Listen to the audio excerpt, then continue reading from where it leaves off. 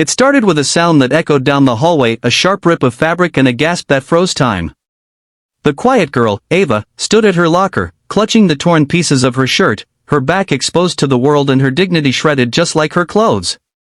Laughter ricocheted off the lockers like bullets, cruel and mocking. But none of them saw it coming the moment she'd stopped being their victim. Ava was the kind of girl people never noticed unless they wanted someone to mock. She kept her head down, spoke in whispers, and always carried a book tucked under her arm like a shield. Most days, she was invisible, and she liked it that way. But to the wrong people, invisibility made her an easy target. Especially to Megan and her group, bullies dressed in confidence and cruelty. For weeks, Megan had picked at Ava like a loose thread. Snide comments, shoves in the hallway, food knocked off her tray.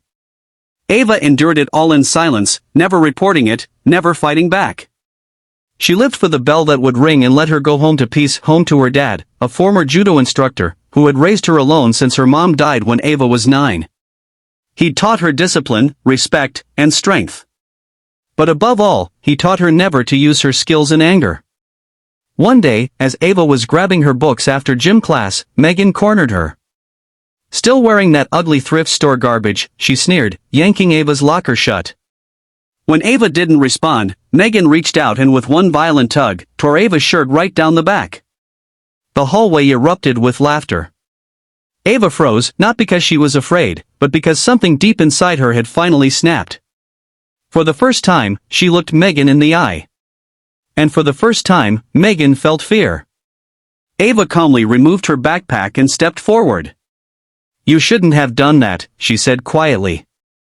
Megan raised an eyebrow. "Oh, what are you gonna do, cry?" The others laughed again, but not for long. In a blur of motion, Ava stepped sideways, grabbed Megan's wrist, and executed a perfect judo hip throw. Megan flew through the air and landed with a thud on the hallway floor. The air whooshed out of her lungs as silence fell over the crowd. One of the boys with her rushed toward Ava, fists clenched. She sidestepped, hooked his leg, and brought him down with a swift shoulder flip. His back hit the tiles, and he groaned in pain. A third bully, frozen in shock, tried to back away. "We were just kidding," he muttered. Ava didn't move toward him. She didn't have to. The message was already loud and clear.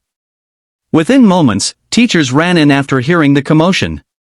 Security was called. Ava stood calmly by her locker, arms folded over the torn shirt.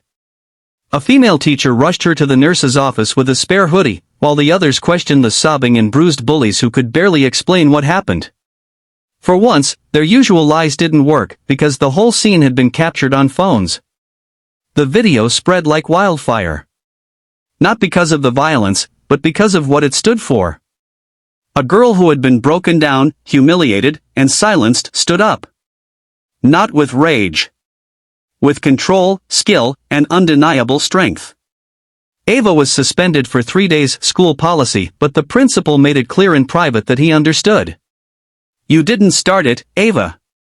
But you ended it. The right way." Megan and her friends, however, were expelled.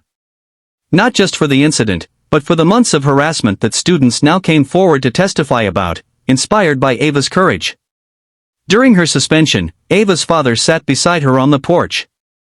"I never taught you judo to hurt people," he said. "I taught you to protect yourself." "I know," Ava replied. "That's why I didn't fight back all those other times. But when they tore my shirt, they weren't just trying to humiliate me. They wanted me to believe I was weak." Her father nodded, pride in his eyes. "And you reminded them that strength isn't loud. It's steady. It's quiet. Just like you."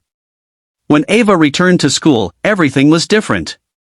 She still kept to herself, still carried her books, still avoided drama. But people looked at her with respect now. Not fear, not pity, respect. Younger kids came to her in the halls asking for advice. Others joined the self-defense club she helped start with the gym coach. Some just smiled at her in the hallways, grateful for the silent message she had left behind.